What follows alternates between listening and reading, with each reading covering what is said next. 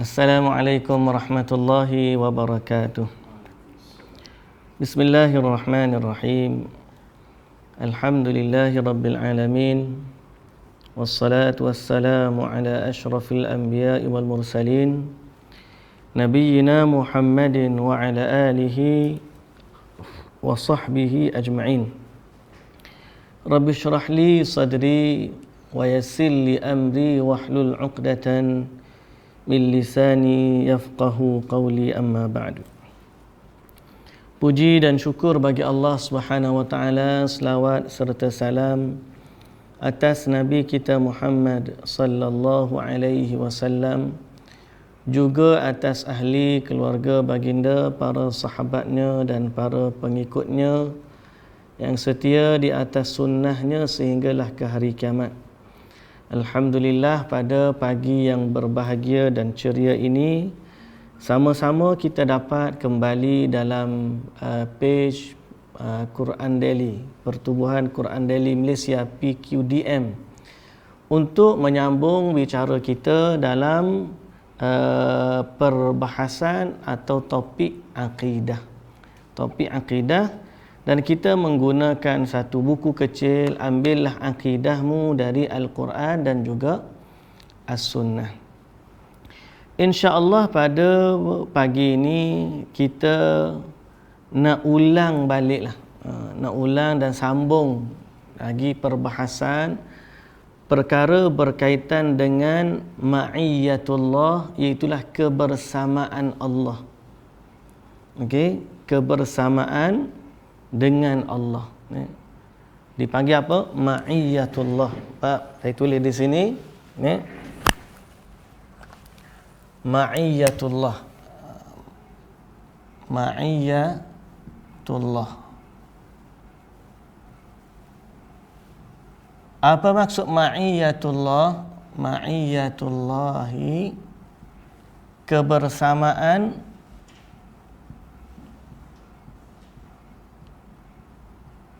Allah. Kebersamaan Allah ni yang ada dalam soalan yang ke-11, mungkin ada dalam buku, sama ada yang ada buku nyata ataupun buku online, buku apa? Soft copy, PDF yang kita dah bagi hari tu. Soalan yang ke-11,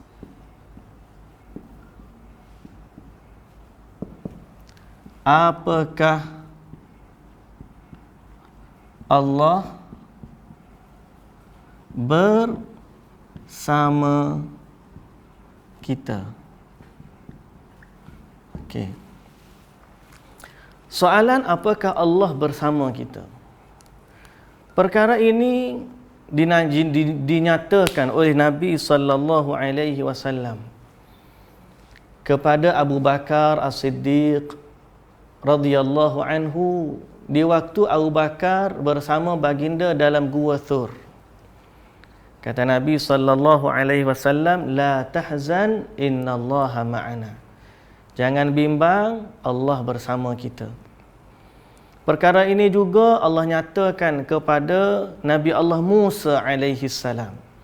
Waktu Allah perintahkan Nabi Musa pergi berdakwah kepada Firaun. Bawa Nabi Harun pergi berdakwah kepada Firaun.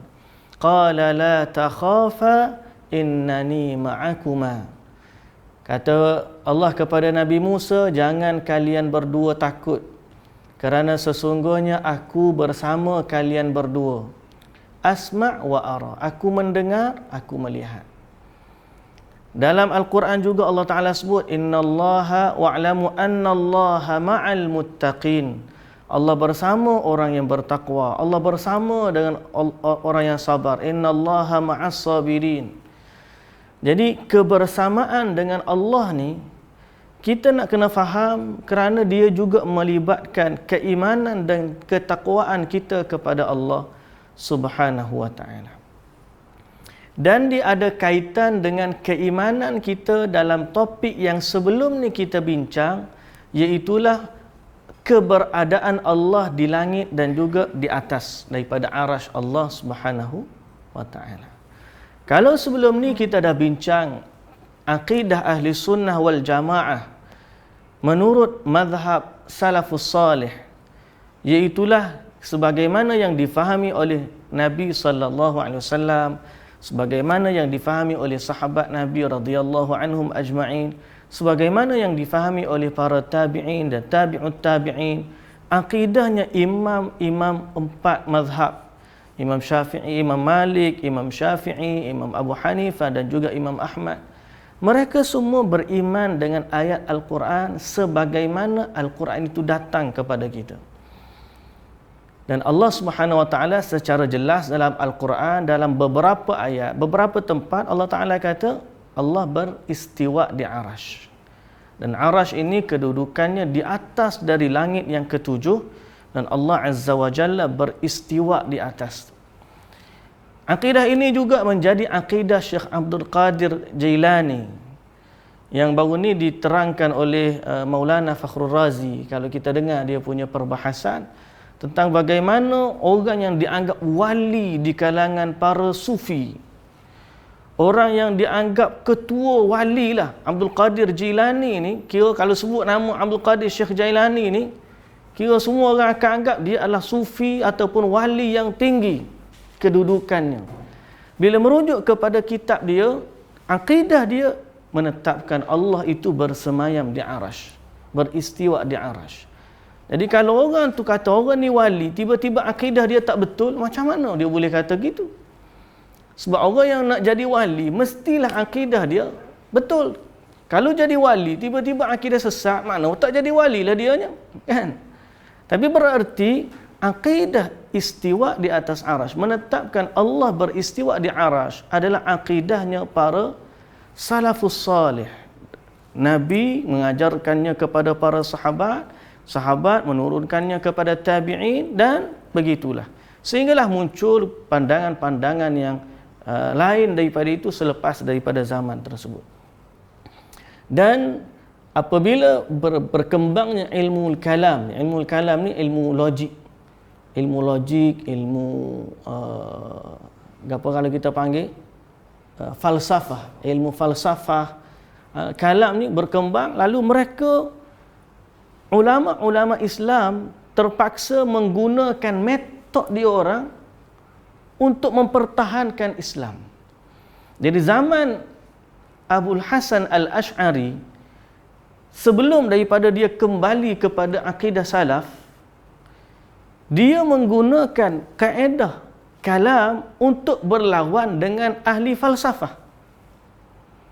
Sehingga akhirnya lepas daripada itu dia kembali kepada akidah kita, akidah ahli sunnah wal jamaah di atas pandangan salaf.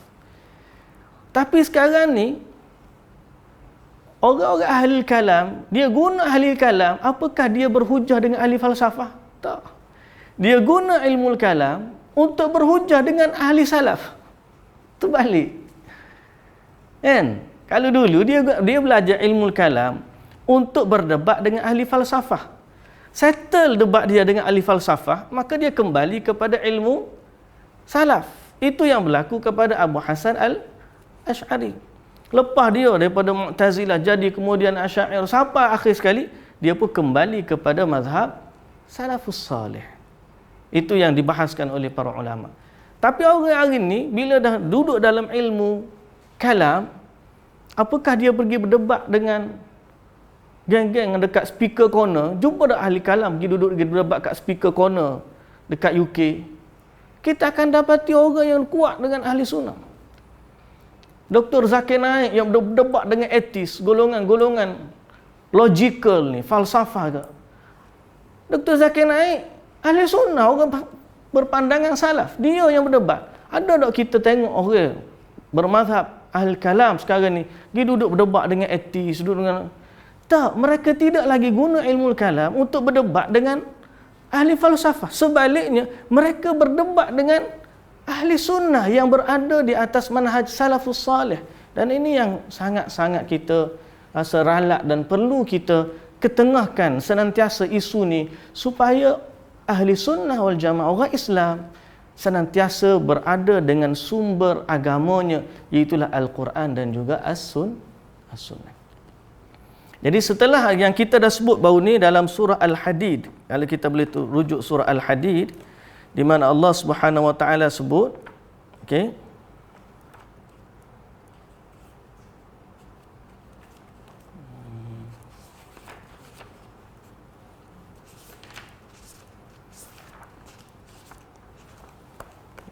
Mana surah Al-Hadid? Surah berapa dah Al-Hadid nombor? Lupa dah nombor ni. 57. Apa ingat nombor? Kita tak ingat nombor. Nanti apa? Tak apa. Mujulah alhamdulillah ada telefon. Okey. Saya pun kena buka telefon juga. Telefon jumpa mudah ya.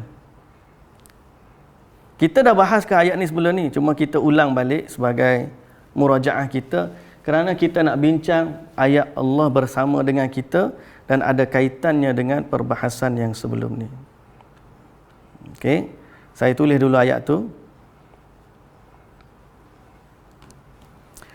Huwallazi khalaqas samawati wal arda fi sittati ayyamin thumma istawa 'alal 'arsy ya'lamu ma yaliju fil ardi wa ma yakhruju minha wa ma yanzilu minas sama'i wa ma ya'ruju fiha wa huwa ma'akum aina ma kuntum wallahu bima ta'maluna basir.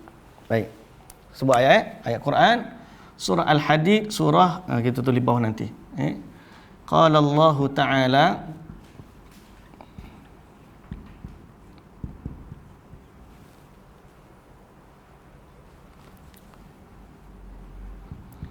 Huwallazi khalaqa as-samawati wal ard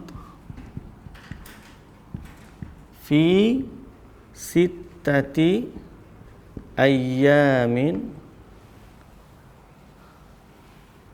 thumma istawa 'alal 'arsy ya'lamu ma yaliju fil ardi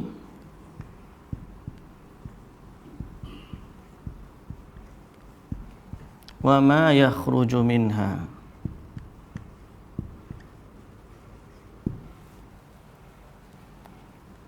wa ma yanzilu minas sama'i wa ma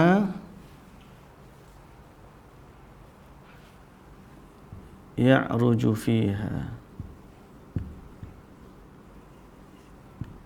wa huwa ma'akum aina ma kuntum. Okey. Wallahu bima ta'maluna basir. Surah Al-Hadid surah 57 ayat yang keempat. Okey.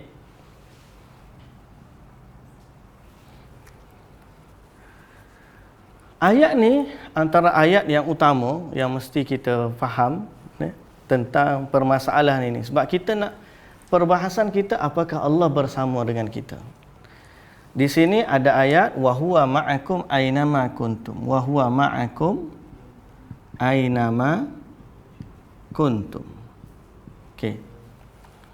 Fokus kita dalam ayat ni ialah Allah Subhanahu wa taala yang kata wa huwa ma'akum ainama kuntum.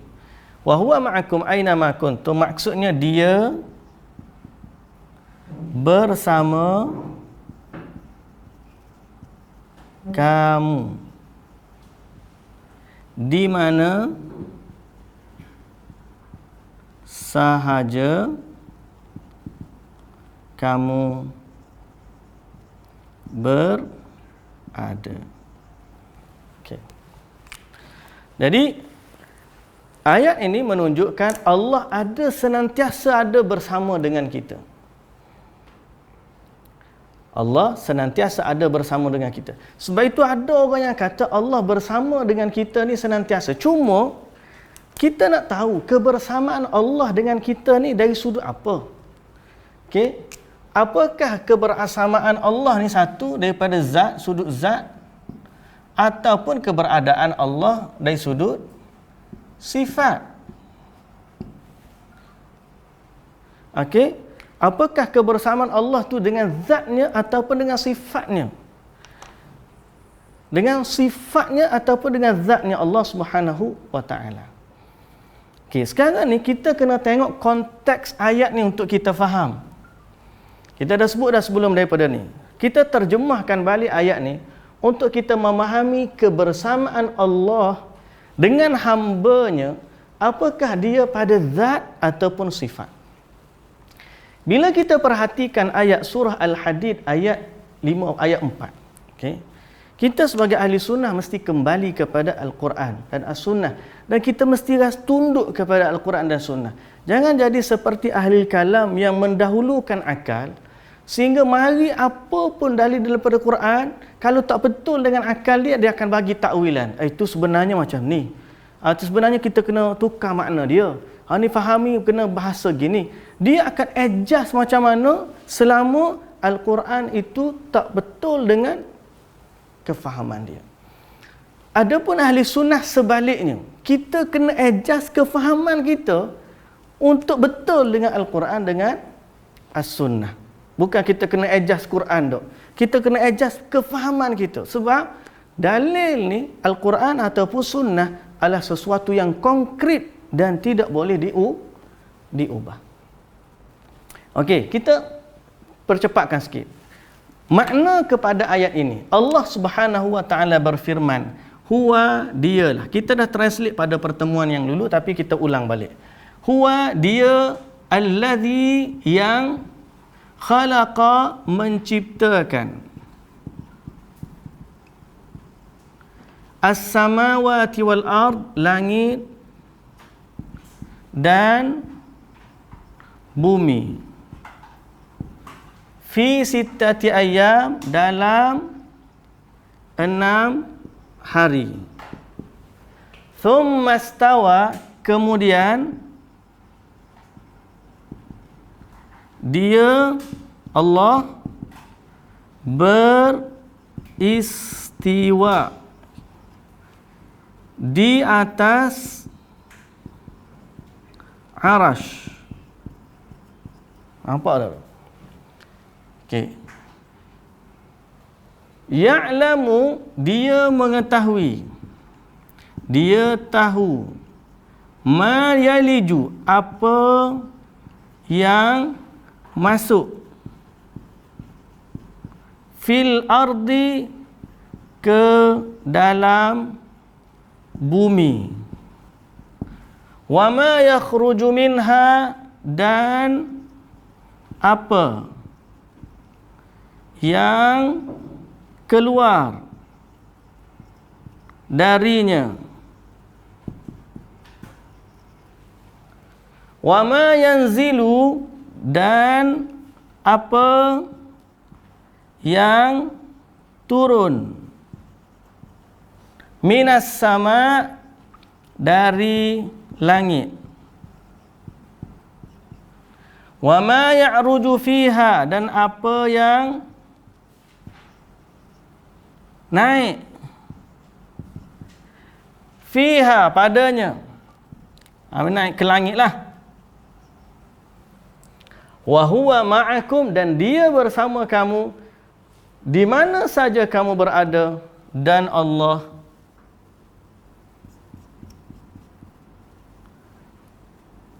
ni dengan apa, bima, dengan apa yang kamu lakukan,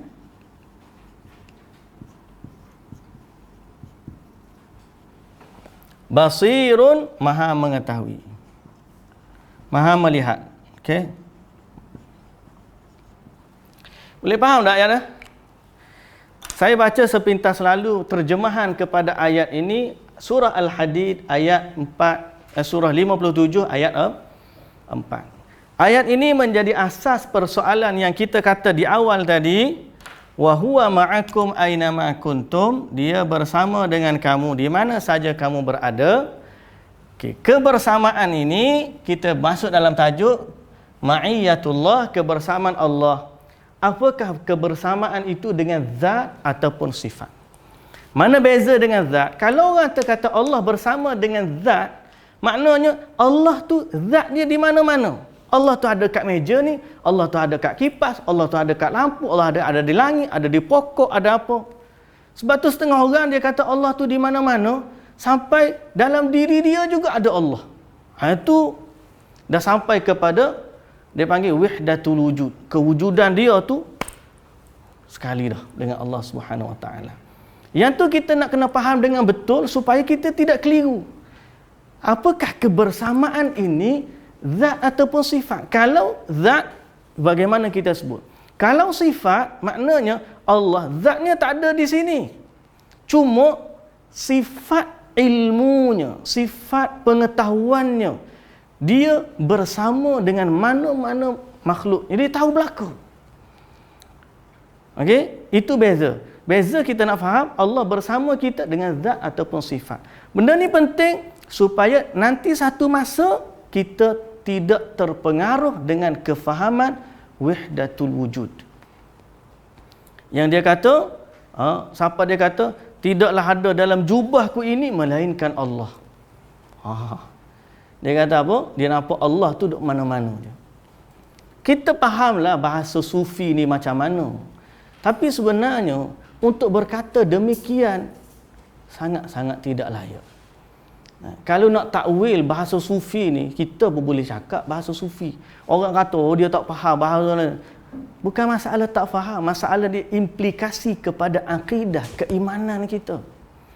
Jadi sebab tu kita kena faham dalam bab ma'iyatullah ni dengan okey. Sekarang ni ayat ni wa huwa ma'akum aina ma kuntum. Konteksnya macam mana? Kita rujuk daripada awal ayat. Allah Taala berfirman, huwallazi khalaqas samawati wal arda fi sittati ayyam. Dialah Allah. Okey, dia di sini siapa? Allah. Allah, dialah Allah yang menciptakan langit dan bumi dalam masa 6 hari. Siapa kata? Allah. Thumma stawa 'alal 'arsy. Kemudian dia beristiwa di atas arsy. Kemudian dia beristiwa di atas arsy. Ya'lamu ma yaliju. Dia tahu apa yang masuk ke dalam bumi dan apa yang keluar darinya dan apa yang turun dari langit dan apa yang naik padanya ke langit. Dia bersama kamu di mana saja kamu berada. Ayat ini ada beberapa amalan, perbuatan yang dinisbahkan kepada Allah Subhanahu Wa Taala. Pertama, menciptakan. Yang kedua, istiwa. Dan yang ketiga, tahu. Okey? Allah ni dia menciptakan. Menciptakan ni sifat kekuasaan bagi zat Allah Subhanahu Wa Taala. Kudrat ni Allah. Allah berkuasa menciptakan. Cipta ni sifat bagi zat. Okey? Satu perbuatan bagi zat. Boleh faham tak? Perbuatan bagi zat. Contoh saya kata, bahasa saya lah, saya makan, saya duduk. Duduk ni perbuatan bagi zat. Okey? Tak ada ilmu duduk, tak ada. Okey? Perbuatan bagi zat. Istiwa. Istiwa ni perbuatan yang dinisbahkan kepada zat. Okey? Tahu nisbah kepada pengetahuan, ilmu. Okey? Allah dia maha mengetahui. Betul lah Allah Maha mengetahui. Tapi kalau Allah mengetahui semua yang di langit dan di bumi, maknanya perbuatan mengetahui itu kembali kepada ilmunya Allah, sifat Allah yang Maha mengetahui. Boleh faham? Jadi ayat ini yang merujuk kepada sifat adalah istiwa. Dan sifat tahu ni merujuk kepada ilmu. Ilmu. Okey. Dan Allah Subhanahu wa taala menyatakan thumma stawa 'alal 'arsy, daripada sifat istiwa tadi, ta'alluq dia adalah dengan arasy. Maknanya yang berkaitan dengan sifat itu adalah arasy. Allah ni beristiwa di arasy. Dia tidak bergantung kepada arasy. Cuma nak sebutnya sifat istiwa ni adalah sifat kepada zat, dan istiwa itu berlaku di atas arasy. Okey? Sifat tahu adalah sifat kepada ilmu, perbuatan kepada ilmu. Dan ayat ni datang wa huwa ma'akum aina ma kuntum, dia bersama kamu di mana saja kamu berada, adalah sifat yang berkait, khabar yang berkait dengan sifat. Boleh faham tak? Maknanya kita nak kata apa? Kita nak kata ayat Allah senantiasa bersama kamu di mana saja kamu berada, bukan maksudnya Allah tu zat dia bersama kita, tetapi ilmunya yang bersama dengan kita. Okey? Berdasarkan ayat ini kita faham kalau zat bersemayam, beristiwa di arasy. Tapi kalau dia bersama dengan kamu adalah kaitannya dengan ilmu Allah. Boleh faham? Okey? Saya padam ayat ni. Pasal kita nak pergi kepada penjelasan kebersamaan Allah ni ada dua, berdasarkan ilmu Allah. So kita faham bahawa kebersamaan Allah adalah dengan sifat ilmunya Allah. So kita padam yang zat ni, sebab zat ni sifat ataupun hubungannya dengan istiwa. Adapun wa huwa ma'akum aina ma kuntum adalah sifat. Okey? Ilmunya Allah. Saya padam yang ni.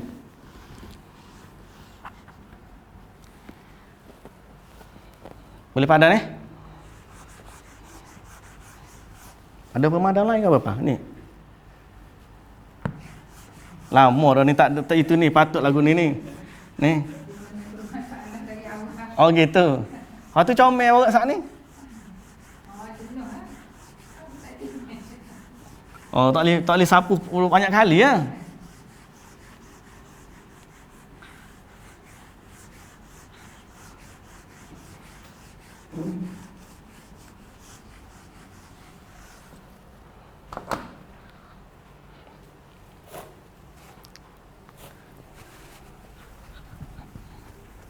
Oh, dia kena dengan tisu.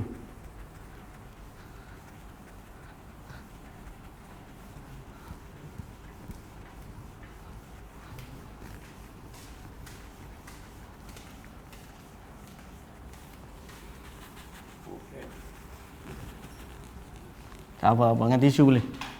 Dengan tisu di tangga.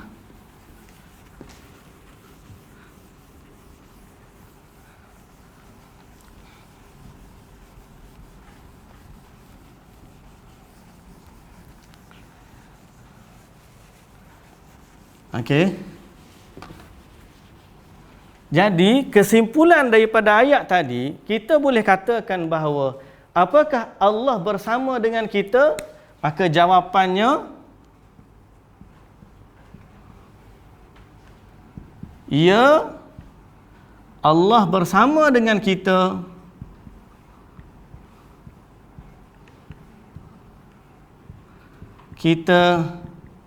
dengan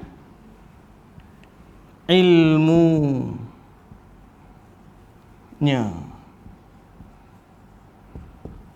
Berdasarkan ayat tadi, Allah bersama kita dengan ilmunya. Allah Maha mengetahui di mana saja kamu berada, Allah tahu belaka. Sebab ayat tadi kata Allah tahu apa yang masuk ke bumi, Allah tahu apa yang keluar daripada bumi, Allah tahu apa yang turun dari langit, dan Allah tahu apa yang naik ke langit. Wa huwa ma'akum aina ma kuntum, dia bersama kamu di mana saja kamu berada. Jadi Allah bersama kita dengan ilmunya. Okey? Dengan ilmunya. Adapun pada zat Allah Subhanahu wa taala, itu ayat yang pertama tadi, apa tu? Thumma stawa 'alal 'arsy. Macam mana dia nak faham istiwa tu? Itu kita dah jelaskan pada pertemuan yang dulu, Allah bersemayam di arasy, beristiwa di arasy dengan sifat dan cara kaifiat yang hanya Allah Taala yang tahu. Laisa kamitslihi syai'un wa huwas samiul basir. Dan ini akidah saya sebut tadi di awal. Hatta Syekh Abdul Qadir Jailani, ketua atau wali, orang kata wali ni, dia pun berakidah Allah beristiwa di arasy. Para sahabat pun. Itu kita dah selesai dalam bab istiwa alal arsy, kita dah bahas dah sebelum daripada ni. Tapi kita nak hari ni, kita nak masuk kepada bab ma'iyatullah, kebersamaan dengan Allah. Okey. Allah bersama kita dengan ilmunya, dengan sifat kekuasaannya, dengan sifat kekuasaannya juga boleh kita kata, dengan ilmunya, dengan kekuasaannya, dengan kuasanya. Okey, boleh kita kata Allah bersama dengan kita dengan ilmu dan dengan kuasanya. Baik, pergi kepada kebersamaan Allah. Fasal ataupun dipanggil apa? Lepas pada tajuk, ceraian tajuk, huraian tajuk. Okey. Kebersamaan Allah ni ada dua.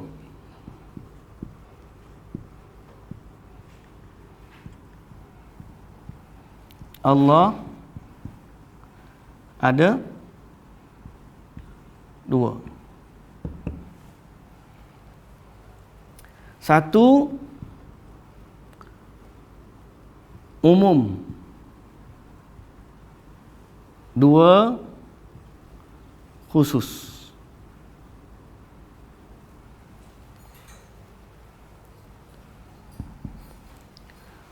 Umum bermaksud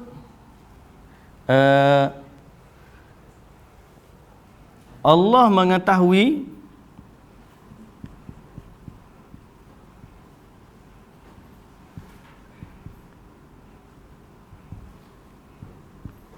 setiap apa yang berlaku pada makhluknya.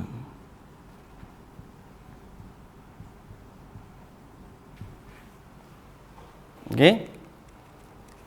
Pada makhluknya. Allah tahu belaka.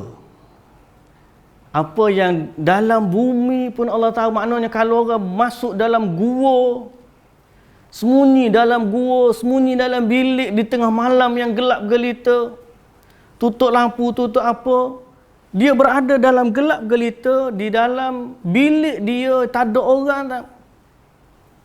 Allah tahu dengan ilmunya yang maha luas. Dan Allah tahu ni umum sekalian makhluk. Yang kucing buat pun Allah tahu, yang manusia buat pun Allah tahu. Yang orang beriman buat pun Allah tahu, Allah bersama dengan dia. Allah, yang orang kafir pun Allah bersama dengan dia. Dari sudut kebersamaan umum, iaitu pada ilmu pengetahuannya Allah. Okey? Ini maknanya Allah senantiasa tahu apa yang makhluk dia buat. Jadi bila Allah Subhanahu Wa Taala kata kepada Nabi Musa alaihi salam, pergi jumpa dengan Fir'aun, aku bersama dengan kamu, maknanya bersama dengan Nabi Musa alaihi salam, dan Allah mengetahui apa yang berlaku pada Fir'aun. Baik. Kita tengok ni ma'iyah ni di sini.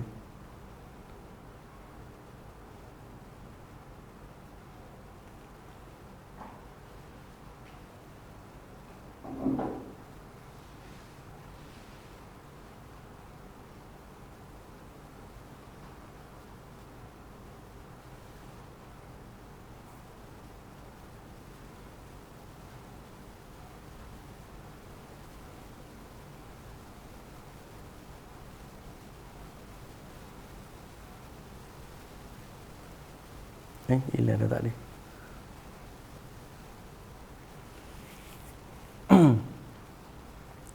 Baik, jadi Allah Subhanahu Wa Taala ma'iyah pertama, ma'iyah yang bersifat umum, ammah dia panggil. Kebersamaan umum pada semua makhluk yang ada. Yang kedua, kebersamaan khusus. Kebersamaan khusus bermaksud bantuan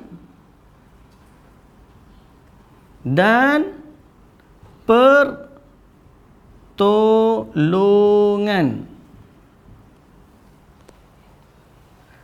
ataupun dia panggil rahmat, kasih sayang.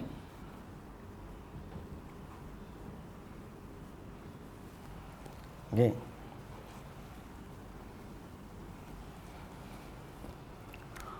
Allah bersama dengan makhluknya. Di mana sahaja makhluk tu ada, secara umum Allah bersama. Tak kira lah dia ni orang kafir ke orang beriman, Allah senantiasa tahu apa yang dia lakukan. Tapi kebersamaan Allah ada yang khusus.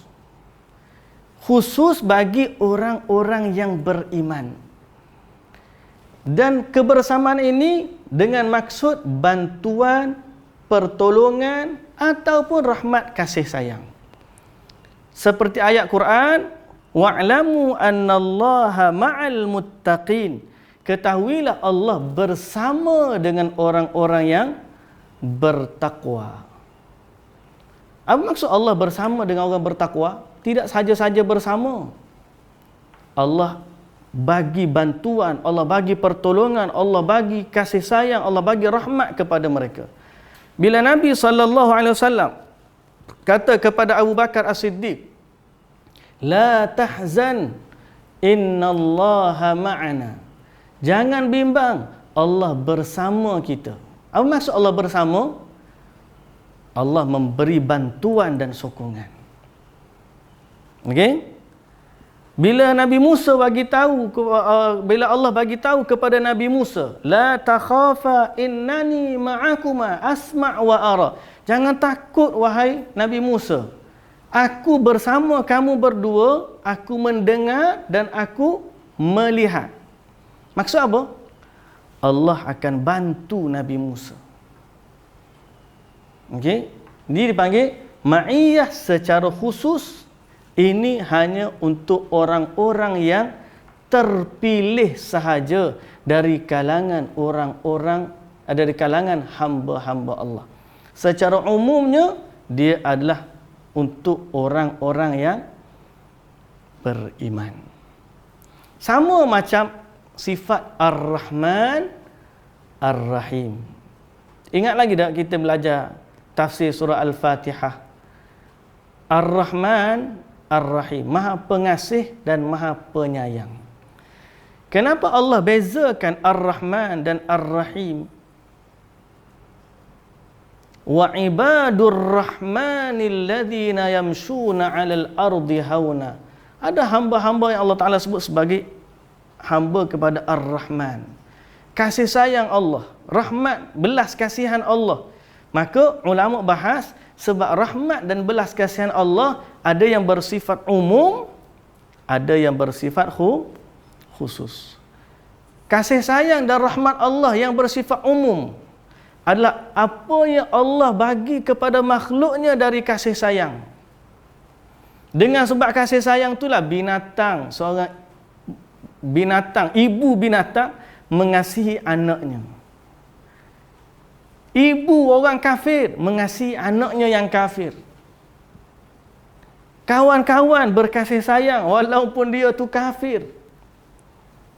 Binatang berkasih sayang, manusia berkasih sayang, orang beriman berkasih sayang, orang kafir pun berkasih sayang. Sebab apa? Sebab kasih sayang ada dua. Satu, kasih sayang yang umum. Kenapa bila orang kafir minta sesuatu daripada Allah, Allah bagi juga yang dia minta padahal dia kafir? Kenapa dia bekerja, Allah Ta'ala bagi juga harta, bagi juga rezeki, malah lebih banyak daripada orang yang beriman? Sebab Allah ada satu kasih sayang yang umum, meluasi sekalian makhluknya, dari kalangan manusia, binatang, pokok-pokok dan seumpamanya. Sehingga Allah tak bagi kita rosakkan pokok tanpa sebab. Allah tak bagi kita jadikan binatang hidup sebagai tempat latihan memanah. Allah tak bagi kita buat zalim walaupun kepada orang kafir. Pasal apa? Allah ada sifat rahmat yang umum. Dan Allah juga ada sifat rahmat yang khusus. Apa sifat rahmat yang khusus? Ialah Allah merahmati orang beriman tidak sebagaimana Allah merahmati orang kafir. Di dunia tak berapa jelas walaupun ada, tetapi yang lebih jelas adalah di hari akhirat Allah merahmati orang-orang yang beriman sahaja. Okey? Jadi ada rahmat yang khusus, ada rahmat yang umum. Yang khusus tu hanya untuk orang-orang yang beriman. Siapa yang nanti Allah masukkan dalam syurga? Orang beriman. Siapa yang nanti Allah Subhanahu Wa Taala selamatkan daripada neraka?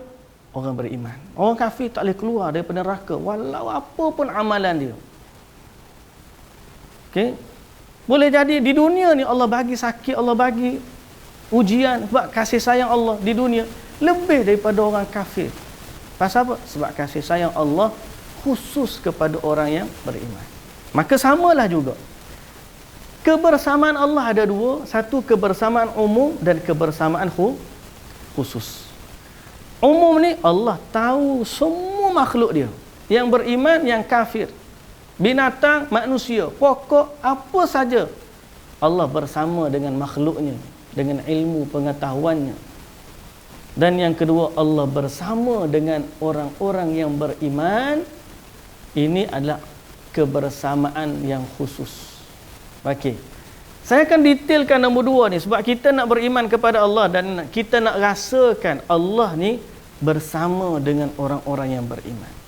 Boleh faham? Boleh faham lagi setakat ni apa? Okey dah. Kita pergi. Kita padam dulu. Kita akan pergi kepada kebersamaan yang khusus ni.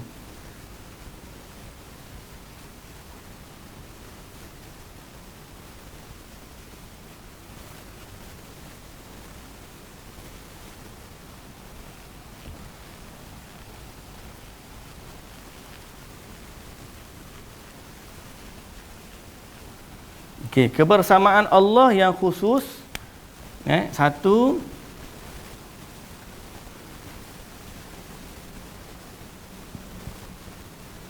umum. Dua, khusus. Kita pergi kepada yang khusus. Apa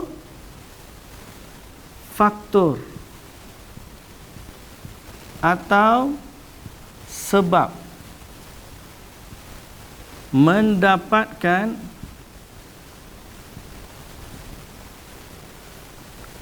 kebersamaan Allah yang khusus?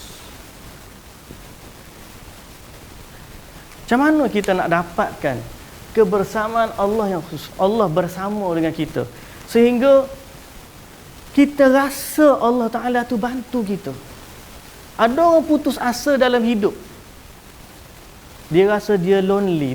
Tahu lonely? Dia putus asa, tak ada orang dengan dia. Sebab tu orang yang ada tauhid akidah yang mantap dalam diri dia, dia tidak akan pernah rasa bersendirian. Ada orang tak cukup kasih sayang. Ada orang rasa tak ada orang nak sokong dia. Ada orang rasa putus asa dalam hidup. La tayasu min rauhillah. Jangan putus asa daripada rahmat Allah. Jadi kita nak tahu kebersamaan Allah yang khusus ni, apa yang faktor dia, apa sebab dia, supaya kita bila mantap akidah kita, makin kita rasa rapat dengan Allah. Jangan pula ada dulu, saya dah belajar dulu ngaji tauhid ni, sepupu saya dia ngaji juga. Dia kata kita ni ngaji tauhid, ngaji akidah ni, makin kita ngaji makin tak kenal Tuhan lagu mana. Makin ngaji makin tak nampak. Ngaji dengar orang kata lagu tu. Jadi kita kata tak gunalah kita belajar makin tak kenal Allah. Sedangkan orang yang beriman ni makin tinggi iman dia, makin dia rapat dengan Allah. So kita nak belajar supaya bila kita ada ilmu tauhid, ilmu akidah, kita rasa kita dekat dengan Allah. Dan kita rasa kalau ada masalah, Allah bantu kita. Ini pentingnya kita belajar topik ni, kebersamaan Allah ni. Supaya kita tak rasa kita ni Allah Ta'ala kata kepada Nabi sallallahu alaihi wasallam, "Wadduha wal-laili idza saja, ma wadda'aka rabbuka wa ma qala." Cuba baca ayat ni. Surah apa ni? Nama Ad-Duha tu sebut dah kan, Ad-Duha tadi kan. Cuba baca tengok makna dia apa? Wad-duha wal-laili idza saja, surah 93.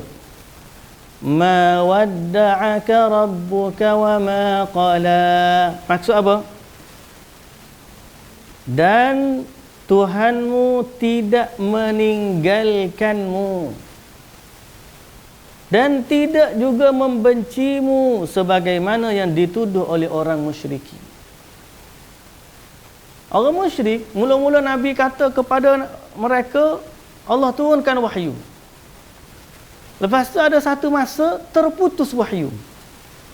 Masa tu orang kafir kata kepada Nabi Muhammad, tak ada dah, Tuhanmu tinggal dah mu. Maka Allah Ta'ala kata, ma wadda'aka rabbuka wa ma qala. Allah tidak tinggalkan kamu. Jadi Nabi SAW jadi rasa semangat. Pasal apa? Allah bersama dengan dia. So kita pun kena rasa gitu juga. Orang beriman kepada Allah ni, kita kena rasa Allah tak tinggal kita. Kalau kita ada masalah, minta dengan Allah, mengadu kepada Allah. Kalau kita rasa bersendirian, lemah, putus asa, mengadu kepada Allah. Sebab kita ada satu topik, Allah bersama kita. Tapi bukan zat dia lah, dengan ilmu dan kekuasaan dia. Okey? Zat Allah tu, Allah tak turun, pusing ni tak turun. Zat kita istiwa di arasy. Allah wallahu taala alam. Macam mana? Itulah yang Allah bagi tahu dalam Quran. Kita tak nak petikai, tak boleh nak petikai macam mana, sebab itu Allah yang bagi tahu. Jangan kita ubah ayat Allah semata-mata nak tally dengan akal kita. Sepatutnya kita beriman kepada ayat Allah, akal kita ni kita adjust macam mana nak faham ayat Quran. Jadi sebab tu kita kata Allah beristiwa di arasy dengan sifat yang layak baginya, akal kita tak boleh nak fikir. Tapi kebersamaan dengan Allah kita rasa. Ilmunya Allah, kekuasaannya Allah kita tahu. Jadi orang beriman dia tidak akan putus asa daripada rahmat Allah. Nabi Yaqub alaihissalam, dia hilang anak dia Nabi Yusuf lama mana. Daripada Yusuf kecil sampai Yusuf besar, jadi pemimpin, duduk dalam jara berapa tahun. Dia keluar lagi jadi pemerintah di Mesir sehingga akhirnya nak jumpa balik. Tapi Nabi Yaqub tak pernah putus asa daripada rahmat Allah. Nabi Yunus alaihissalam bila duduk dalam perut ikan nun, dia minta dengan Allah, dia tak pernah putus asa daripada rahmat Allah. Nabi Ayub sakit berapa tahun, sakit Nabi Ayub. Habis tubuh dia ni, isteri dia tinggalkan dia, tapi dia tak pernah putus asa daripada rahmat Allah. Pasal apa? Sebab dia merasakan kebersamaan Allah. So kita nak tahu apa faktor sebab mendapatkan kebersamaan Allah yang khusus, sebagaimana yang disebut di dalam Al-Quran. Pertama, boleh buka surah Al-Anfal ayat 19. Surah Al-Anfal ayat 19. Surah Al-Anfal ayat 19.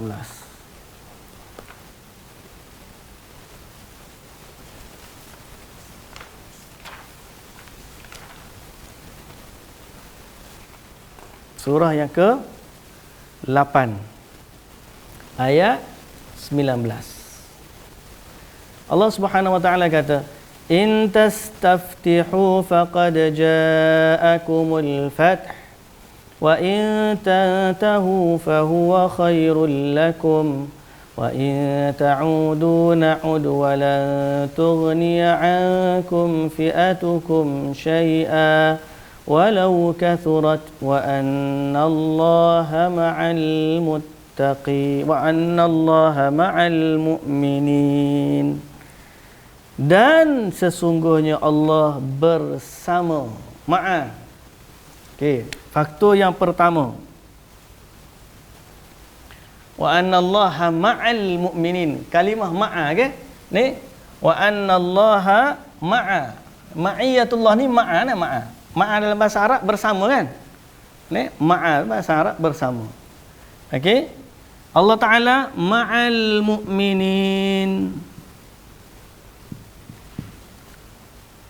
Pertama, Allah bersama orang-orang yang beriman. Jadi apa maksud dia? Sebab faktor atau sebab mendapat kebersamaan Allah itu. Pertama, iman. Allah bersama orang-orang yang beriman. Jadi kalau nak bersama, Allah bantu kita jaga iman. Okey? Allah bersama dengan orang-orang yang beriman.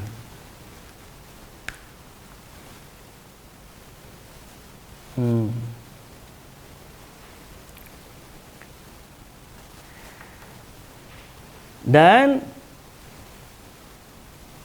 apabila dia beriman kepada Allah, Allah bersama dengan dia. Dalam hadis Nabi SAW sebut, jadilah pandangan dia adalah pandangan yang Allah memandang dengannya. Pertuturan dia, pertuturan yang Allah bertutur dengan. Maknanya, semuanya dipandu oleh Allah Subhanahu wa ta'ala. Kan? Okay? Jadi sebab yang pertama adalah iman kepada Allah Subhanahu wa ta'ala. Iman kepada Allah Subhanahu wa ta'ala. Fallahu Subhanahu wa ta'ala ma'a ahlil imani bihi wa bi rasulihi wa kitabihi wa jami'i arkanil iman. Faman hasala min asbabil imani akthar kana nasibuhu ma'a min ma'iyyatillah lahu bit-ta'yid wan nasr a'la wa awfa. Ini khusus ni maknanya ta'yid, bantuan, dan ta'yid apa kita sebut tadi, wan nasr, rahmat, kemenangan. Boleh kita kata bantuan, rahmat dan kemenangan. Okey, pertama sebab apa? Iman, ya. Sebab iman. Yang kedua, surah Al-Baqarah ayat 194. Okey, buka surah Al-Baqarah ayat 194.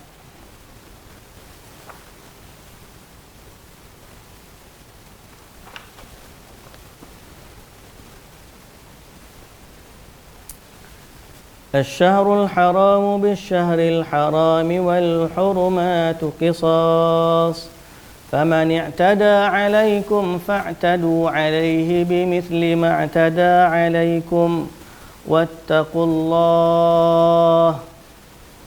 Bertakwalah kepada Allah. Wa'lamu annallaha ma'al muttaqin. Yang kedua, ma'a apa? Ma'al muttaqin. Jadi ini kita kata sebab atau faktor mendapatkan kebersamaan Allah yang khusus yang kedua apa adalah takwa. Makin tinggi takwa, makinlah Allah bantu dia. Kalau kita rasa lemah, kita rasa macam mana takwa ni, nak dapat takwa macam mana? Amal. Buat yang apa yang Allah suruh, tinggal apa yang Allah larang, maka di saat itu Allah bersama dengan kita. Macam-macam kita ni nak buat, nak suruh orang tu datang join kita, tu join kita kalau orang jenis nego lah. Tapi kenapa kita tak ajak, bukan tak ajak lah, kita tak cari sebab untuk Allah bersama kita. Kalau dia berperang, Allah bersama dengan dia. Sebab tu kita kata cerita Muhammad Al-Fatih bila nak buka, siapa yang tak tinggal sembahyang berjamaah? Tanya, pasal apa? Sebab nak cari bantuan Allah ni kena bersama dengan ada sebab. Anak kita nak berjaya periksa, nak suruh, ya Allah bantulah anak aku. Memang kita doa kepada Allah supaya Allah bantu. Cuma anak sendiri kena bertakwa kepada Allah. Anak tak sembahyang 5 waktu, kita pun duk doa orang lain lah, ya Allah bantulah anak aku berjaya. Dia tak sembahyang 5 waktu. Kalau dia berjaya sekalipun, itu istidraj, maknanya Allah Ta'ala bagi itu menyebabkan dia lagi jauh daripada Allah. Itu bukan bersama dengan Allah, itu istidraj. Habis kalau betul dia ni Allah bersama, dia takwa kepada Allah, anak dia ngaji, semaya tak tinggal, kadang-kadang ada puasa sunat, sedekah lagi ke orang, dan insya-Allah Allah bersama dengan dia. Sebab yang kedua apa dia? Takwa kepada Allah. Ini berdasarkan dalil Al-Quran. Okay? Begitu juga dalam surah At-Taubah ayat 36. Surah At-Taubah ayat 36. Cuba tengok surah At-Taubah ayat 36. Surah yang ke-9 ayat 36.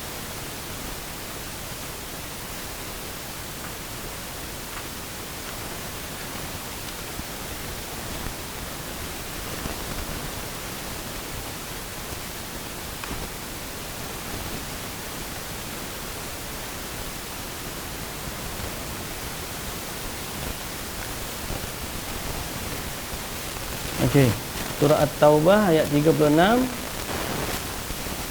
Inna iddatash syuhuri 'indallahi 12 syahran fi kitabillahi yawma khalaqas samawati wal ard minha arba'atun hurum dhalika ad-dinul qayyim fala tadhlimu fihinna anfusakum وقاتلوا المشركين كافة كما يقاتلونكم كافة واعلموا أن الله مع المتقين.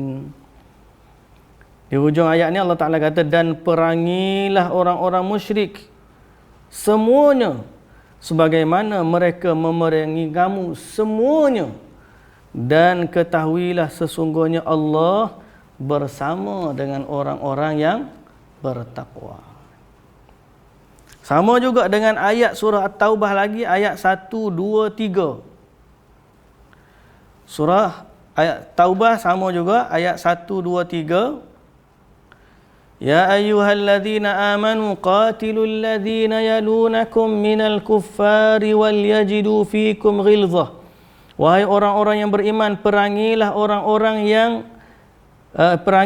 orang-orang sekitar kamu dari orang-orang yang kafir,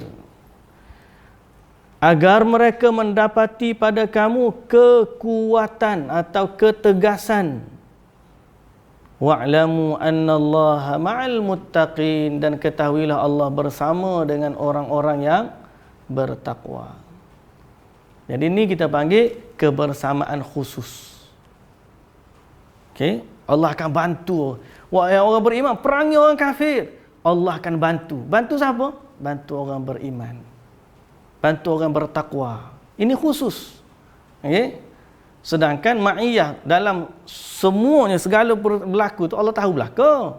Allah bersama makhluknya sekalian, tapi khususnya orang bertakwa dan beriman. Ada lagi tak dalam Al-Quran yang Allah Ta'ala sebut kebersamaan dia yang khusus? Jawapan dia ada. Okey. Yang seterusnya apa dia? Sabar. Innallaha ma'as sabirin. Mana ayat dia ni? Jawab.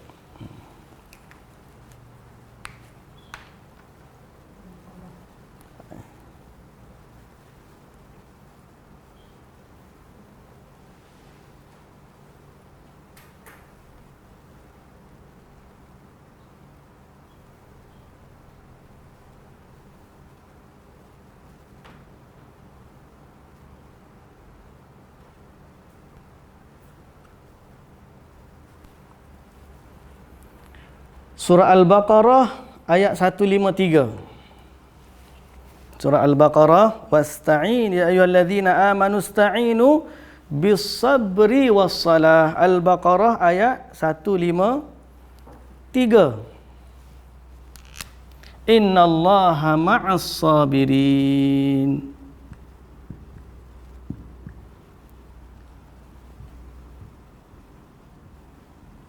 Sabarlah. Allah bersama dengan orang yang sabar. Cuba buka ayat 153 surah Al-Baqarah.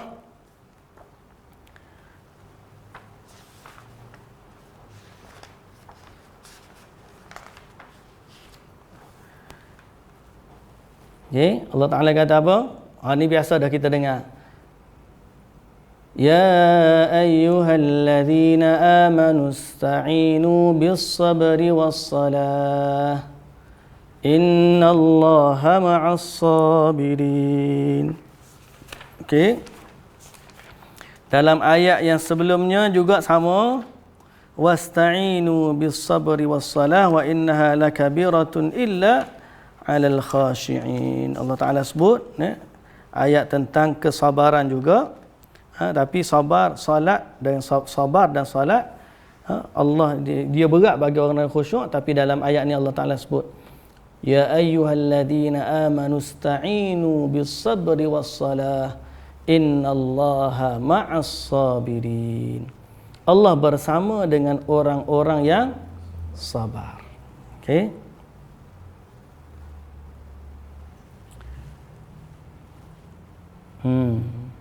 Kerana itu setiap kali kita diuji dengan sesuatu, sebenarnya itu adalah antara sebab Allah nak bantu kita. Tu kata. Adalah tu sebab Allah nak bantu kita bila Allah uji kita dengan sesuatu. Pernah kan saya sebut sebelum daripada ni, seorang ustaz dia bagi tahu sabar ni anugerah atau musibah ni adalah anugerah. Sebab kita tak mungkin bersabar melainkan ada sebab untuk kita sabar. Jadi Allah bagi ujian, Allah bagi musibah, ada kehilangan harta, ada kehilangan ahli keluarga, ada kehilangan pekerjaan dan sebagainya. Semua tu Allah Ta'ala nak suruh kita sabar. Okay? Itu adalah anugerah Allah Subhanahu Wa Ta'ala. Dan banyak lagi. Dalam surah Al-Anfal ayat 46 juga Allah Ta'ala sebut wasbiru innallaha ma'as sabirin. Surah Al-Anfal ayat 46. Kita tengok.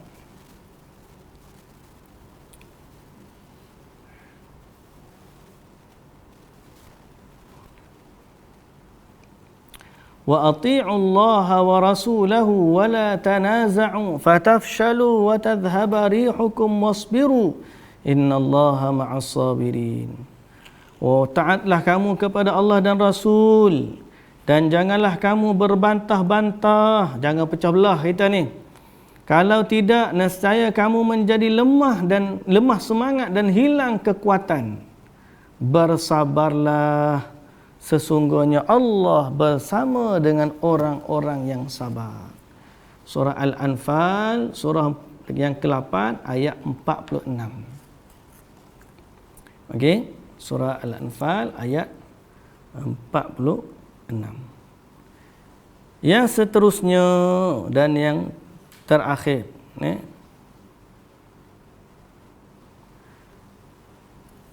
Yang seterusnya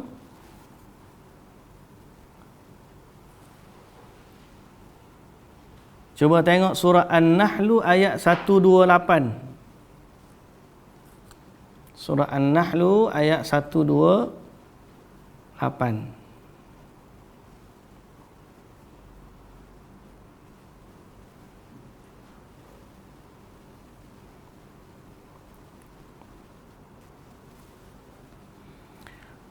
Okay, Allah Subhanahu wa taala kata wasbir ayat 127 wasbir wa ma sabruka illa billah wa la tahzan alaihim wa la taku fi dhayqin mimma yamkurun innallaha ma'al ladzina ittaqaw wal ladzina hum muhsinun.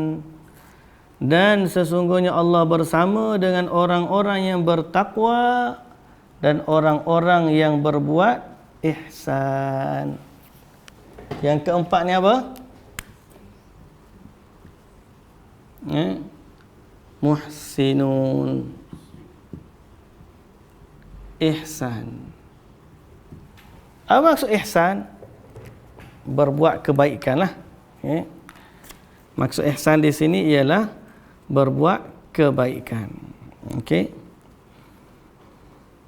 Ihsan ada dua maksud disebut.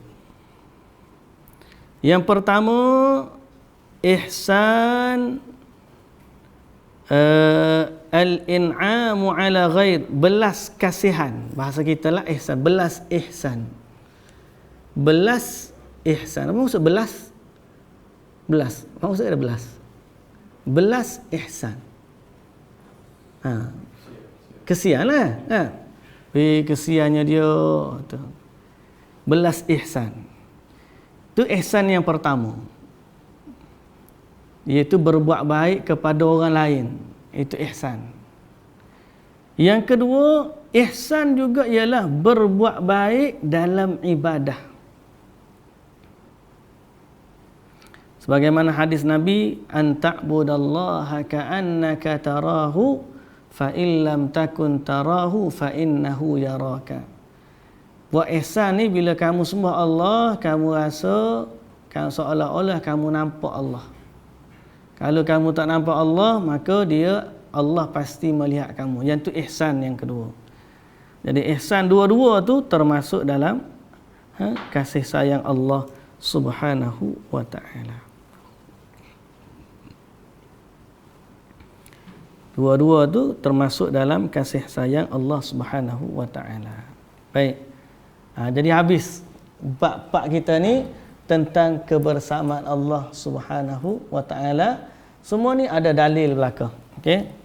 Cuba kita nak tulis di papan putih kita ni dalil dia. Saya pun lupa nombor surah dengan nombor tu.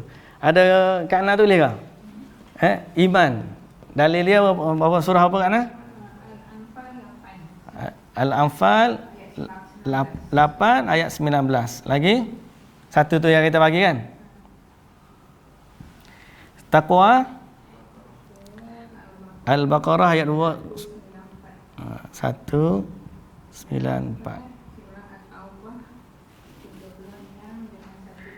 36 dan 123. Sabar Al-Baqarah 153,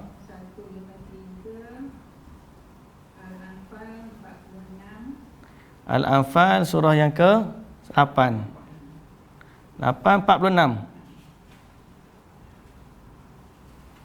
Lepas tu ihsan surah An-Nahl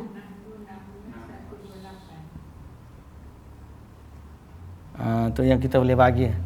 Siapa dia nak ambil gambar lah mudah. Kalau nampak situ. Saya buat nombor-nombor ni kurang lemah sikit, tapi baca Quran tu boleh lah. Cuma nak sebut apanya? Inilah yang Allah Subhanahu wa ta'ala sebut kepada kita, Allah bersama dengan mereka. Yang kita jadikan ini adalah kebersamaan yang khusus. Yang kita nak Allah ni bantu kita dalam apa jua. Sebab tu makin tinggi keimanan, makin dia rasa Allah ni dekat dengan dia. Dan makin dia rasa taat kepada Allah ni. Ada orang yang nak jadi wali, tiba-tiba dia tanggalkan jubah ketakwaan. Maknanya apa? Dia rasa dia dah tak perlu buat apa yang Allah Ta'ala suruh. Makin kenal Allah, patutnya makin rapat dengan Allah. Ni tak. Sebab tu saya baca 2-3 hari ni orang duk mari ngadu cerita tentang milah Ibrahim tu. Hak baru ni cerita apa tu debat dengan Kaha kan? Kaha Al-Kadzab. Ni mari pula dekat rumah Hana ni, mari dia tanya ustaz minta tolong abang dia ni duk ikut milah Ibrahim. Hana pun telefon Sa'adli marilah tanya Sa'adli, dia kata beres bila masa. Lepas tu bila Hana dia mari jumpa dulu dua beradik tu, dia mari jumpa, Hana kata satu masalah debat ni tak selesai pada Hana. Masalah debat ni kita jumpa sekali bertegak urat lah. Lepas tu dia keluar dengan lakum dinukum waliyadin. Habis itu je lah sekali. Sebab tu Nabi SAW suruh kita belajar. Innamal ilmu bitta'allum. Ilmu ni kena belajar. Mulazamah, ngaji. Hari ni sikit, esok sikit. Barulah hari tu. Lepas tu saya pun duk baca. Dia kata saya duk tengah translate nak bagi kat dia. Panggil dalil ataupun hujah membantah golongan yang mendakwa kenabian. Orang yang mengaku jadi nabi ni, jadi rasul seperti Kaha, milah Ibrahim tu ada nabi dia di Indonesia tu. Ada nabi dia di Indonesia. Malah dia ngaji kitab Taurat kata dia. Tak tahulah kitab Taurat tu dia jumpa mana. Dia baca perjanjian lama ke Old Testament ke tak tahulah. Tapi dia kata dia ajaran Nabi Ibrahim, milah Ibrahim. So antara yang hujah mereka ni adalah ilmu wahyu tak terputus. Sebab ada satu lagi ilmu dia panggil ilmu laduni. Dan banyak hujah mereka adalah hujah Nabi Khidir. Dia kata Nabi Khidir tak ikut pun syariat Nabi Musa. Jadi kita pun boleh untuk tidak ikut syariat Nabi Muhammad. Pasal kita ada ilmu laduni, kata dia lah. Saya pun tengok Syekhul Islam nak jawab lagu mana ni. Dia kata pertama, Nabi Khidir ni, dia memang bukan umat Nabi Musa pun. Kenapa dia nak ikut syariat Nabi Musa?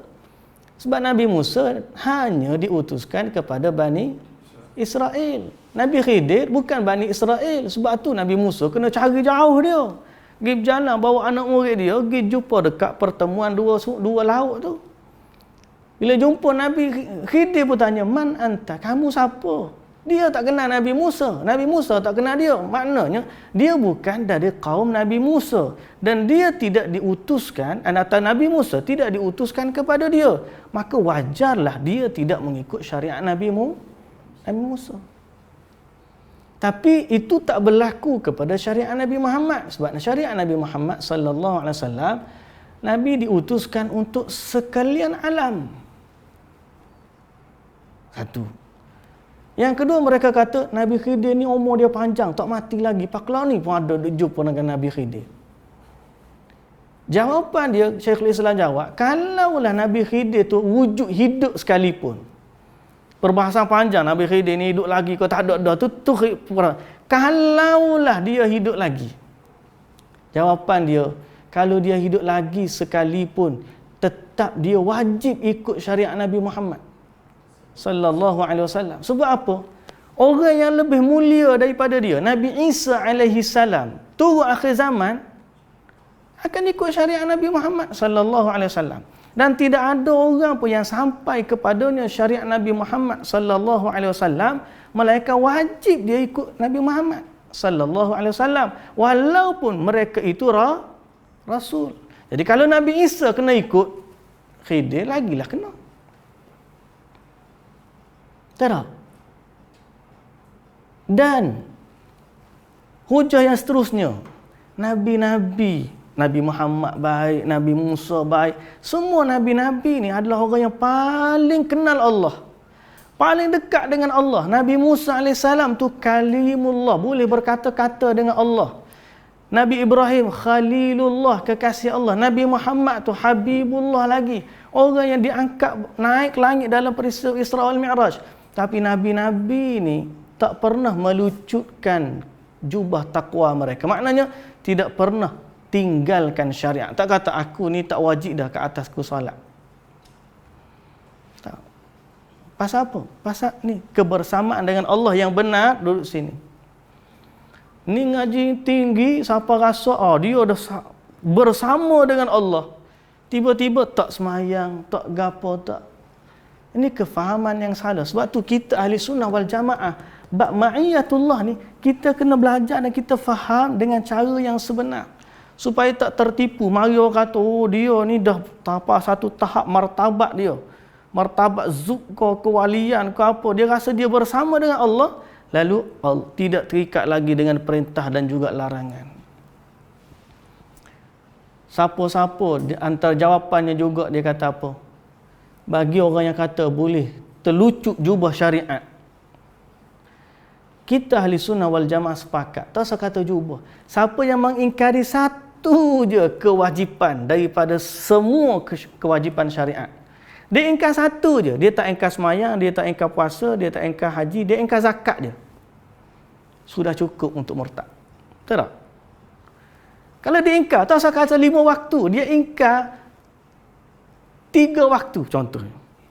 Seperti golongan Khawarij. Orang Khawarij, dia kata salat ni tatarafayin nahar. Salat ni siang ada salat malam. Ataupun 3 waktu dia kata. Salat di awal siang, salat di akhir siang dan di malam hari. 3 waktu. Aqimus salata tarafayin nahari wa zulafan minal lail. Kan? Allah Ta'ala sebut. Jadi dia salat pagi, petang, malam. 3 waktu. Orang-orang Khawarij. Ulama kata siapa yang mengingkari 2 lagi salat, 2 salat ingkar, kufur. Ni tiba-tiba bukan 2 solat, bukan 1 kewajipan rukun Islam. Tak, dia gugurkan semua syariat. Maknanya kata dia solat tak wajib, puasa tak wajib, zakat tak wajib, haji tak wajib. Yang ni kekufuran dipanggil min akbaril kufur. Kata Syekhul Islam, dia adalah orang yang termasuk kufur yang paling besar seumpama Fir'aun dan pengikut-pengikutnya. Dahsyat dia orang ni. Lepas tu saya doalah biar boleh translate habis saya dah baca tu, supaya kita boleh buat dalam buku ringkas nak bagi ke orang-orang ni supaya dia selamat dan sedar. Kita pun rasa Allah bersama kita, tapi bukan pada sudut yang mereka bincang. Allah bersama kita dengan ilmu dan kekuasaannya. Allah bersama orang beriman dengan bantuan, rahmat dan kemenangan. Allah akan bantu orang beriman. Allah bantu orang bertakwa. Allah bantu Allah sabar. Allah bantu ihsan. Tapi dengan sifat-sifat mukminin yang sebenarnya, muttaqin yang sebenarnya, sabirin yang sebenarnya, muhsinin yang sebenarnya, sesuai dengan apa yang dikhabarkan oleh Allah dan Rasul di dalam Al-Quran dan juga As-Sunnah. Dan golongan wali itu sendiri pun gitulah, dia bersama dengan Allah. Ala inna awliya Allah la khawfun alaihim wa lahum yahzanun alladzina amanu wa kanu yattaqun. Mereka beriman dan bertakwa. Itu golongan wali sunnah. Orang yang rasa ma'iyatullah ni dia senantiasa akan rasa bersama dengan Allah, tapi bukan zat. Bersama dengan sifat ilmu dan kudrahnya Allah Subhanahu wa ta'ala. Boleh faham? Soalan ke-12 buku kita. Rasanya pada hak ni hari ni. Pada hak ni hari ni supaya kita mendapat gambaran yang baik dan benar berkaitan dengan ma'iyatullah, kebersamaan kita dengan Allah Subhanahu wa ta'ala. Ada soalan kau nak tanya? Ayat 2 ayat qala la takhafa innani ma'akum wasma' wa ara innakum tad'una sami'an qariban wa huwa ma'akum. Ni kita dah sebut pada pertemuan kita yang dulu. Kira ni siri kedua saya bahaskan ma'iyatullah ni. Rasa semangat tu nak bahas sebab itulah isu baru ni kan keluar video dalam Facebook pun keluar ada video Ustaz Adli duk bah tu. Siapa nak gaduh-gaduh tu. Jadi saya bila orang mari di rumah tu, dia bekas Jumaat, saya jadi imam mustaqim tu, dia Al-Qaryah situ. Siapa dia kata mak dia pun duk bimbang dah sekarang ini. Dan orang tu budak baik, dia kata baik, anak dia ni baik, cuma itulah. Baik tapi ikut milah Ibrahim. Fatwa sesat dah. Bila kita tanya apa iktikad dia begini-gini, kita duk baca pula. Semuanya dia pergi kepada batiniyah, golongan batin, maknanya orang ni secara batin. Ada dapat ilmu laduni, dapat ilmu secara ghaib dengan Nabi Khidir, dengan kalau kita bahas semua SOP dia orang ni sama. Ajaran sesat ni kebanyakannya dia punya modus operandi, ke SOP dia panggil dia modus operandi. Sama je. Mendakwa dapat wahyu. Sebab tu Nabi SAW kata, sayati zamanun, sayati ala ummati salasuna kazzabun. Akan datang kepada umatku 30 orang pendusta, semuanya ngaku Nabi. Tanda akhir zaman ni memang ramai orang ngaku jadi Nabi. Mari ikut mana? Dia akan berhujah dengan dia dapat sesuatu direct dengan Allah. Allah bersama dengan dia. Saya ada seorang kawan, lah ni dia ngajar, dia jadi guru di SK Bukit Indah. Dia pernah royak, ustaz dia royak dulu, nama dia Mu'in. Mu'in, kalau Mu'in nak gapa-gapa, Mu'in royaklah ke ustaz. Ustaz boleh doa kepada Allah. Lah ni, ustaz ni sama tarah dengan Jibril, dekat dengan Allah. Saya pun tak tahu, tapi itu Sana Ali lah, sahabat saya tu sendiri royak ke saya. Bila kita bincang bab-bab beginilah, bab ada batiniyah ni, golongan batin ni, yang mereka merasakan kebersamaan Allah tu adalah pada zat. Sampai dan ni kita dah bahas tentang Ibnu Arabi dan sebagainya kan. Dia rasa Allah tu bersama dengan dia dalam dirinya. Dengan zat Allah tu ada dalam diri dia. Ni dipanggil pergi kepada wahdatul wujud, pergi kepada hululiyah dan seumpama dengannya. Jadi kita Ahlus Sunnah wal Jamaah kembali kepada nas-nas Al-Quran yang kita dah sebut, bahawa Allah bersama dengan kita dari sudut ilmu, pengetahuannya, kekuasaannya, kudrahnya, maha mendengar, maha melihat. Sehingga apa yang kita buat tidak dapat lari daripada pengetahuan Allah Subhanahu wa taala. Baik, itulah yang dapat kita sebut pada hari ini. Alhamdulillah. Apa yang baik dari Allah Subhanahu wa taala, yang tidak baik dari kelemahan saya sendiri. Wallahu taala alam. Subhanakallahumma wa bihamdika asyhadu an la ilaha illa anta astaghfiruka wa atubu ilaik. Assalamualaikum warahmatullahi wabarakatuh.